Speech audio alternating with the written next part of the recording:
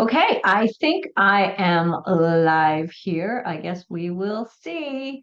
Hi, everyone. Good to see you. I'm Denise Stegall. I am the menopause mentor, and I am here to help women just like you manage midlife and menopause and all of those crazy symptoms.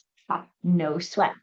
So, one of the things that we talk about, so I talked the other day about February being kind of a bit of having a bit of a, let's say, a reputation, right? January comes in like gangbusters. We've had this big holiday celebrations,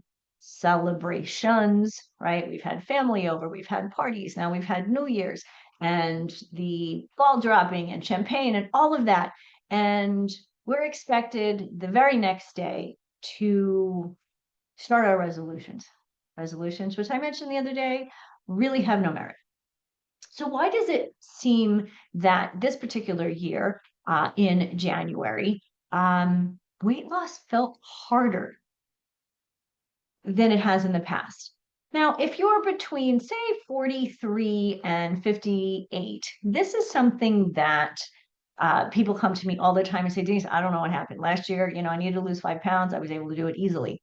This year, something was different. So if it felt harder, it's not because you weren't disciplined this year like you were last year, right? No, it's not in midlife, which if you're 40 to 60, basically you're in midlife, my friends.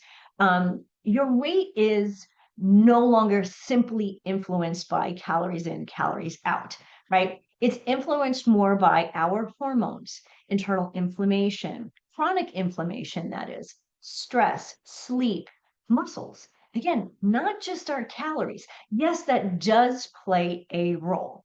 And you're always better off with quality over quantity, right? In America, we seem to think bigger is better when it comes to food, when we're dining out, the big 20-ounce steak, as opposed to what I tend to get is a 5-ounce steak, right? What the heck is we doing with that extra 15 um, ounces of steak? At this point, it's probably just sitting around, right? And it's not sitting around as muscle.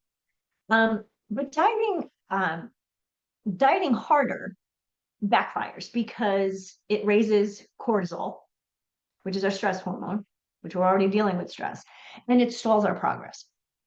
So when the scale doesn't move, no matter what you're doing, most of us in midlife, most women in midlife think that they failed. Something that they did was wrong, right? When in reality, it's their body asking them for a different strategy, right? At this point, we just need to do something a little different. This chapter in life, menopause, whether it's perimenopause, your menopause year, or simply the beginning of postmenopause, this is not about restriction. We've done that in the past. And when we were 20, that would work.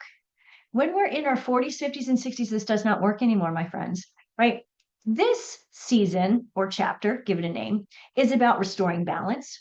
It's about protecting and building muscle, calming inflammation, and supporting your metabolism. So in ways that it needs today, your body needs today, but so we are preparing for the years ahead. Okay. So we want to look good, feel good, have energy, be able to sleep, do all of the things today, right? They might not be happening today, but the changes that we start making today are going to help tomorrow, next week, next year, the next 10 years.